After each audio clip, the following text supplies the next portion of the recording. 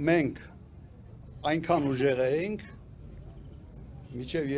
համենայնդեպս իմ նախագահության ժամանակ, որ Ադրբեջանը երբեք չի համարձակվել որևէ քայլ անել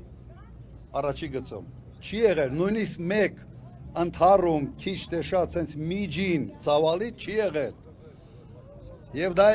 եղել է ոչ թե նրա համար, որ sense բարեհամբույր էին, ավելի բարի էին, ոչ։ Ուղղակի պատասխանը գիտեին, որ կլներ շատ եւ շատ լուրջ եւ իրենց համար շատ ծանր հետևանքներով։ Սա է եղել մեր մոտեցումը։ Ինչ վերաբերում է այս զենքերի, տեսնում եք, չէ, երիտասարդը չգիտեր, որ այն ժամանակ բեսպիլոտիկներ գոյություն չունեին ընդհանրապես։ Փորձում էին ինձ մեղադրեին, թե ինչի բեսպիլոտիկ չունեիք։ Ես կարող եմ մեղադրել, ինչի դուք 18 թվականից մինչև 20 թվականը, երբ արդեն պարզ էր, որ կար բեսպիլոտիկների խնդիր, ինչու դուք չեք բերել։ Եվ 8 միլիարդ դոլարով պարտք ավելացնելով ուր եք տարել այդ գումարները։ Այդ խնդիրը, այդ հարցը մենք կարող ենք տալ այս իշխանությանը, այլ ոչ թե իրենք կարող են տալ այդ հարցը ինձ։ Մենք մեր պարտքը ժամանակին կատարել ենք եւ մենք հույս ենք ունեցել, որ հաջորդ իշխանությունները եւս նույն կարգի վերաբերմունք կունենան անվտանգային հատկապես հարցերի։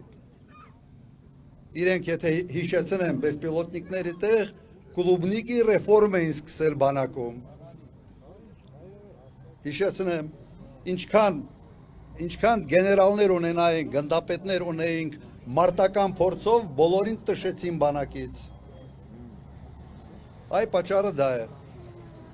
Խաթարեցին բանակցային գործընթացը եւ ըստ էության արեցին ամեն ինչ, որ Իլհամ Ալիևը սկսի պատերազմ։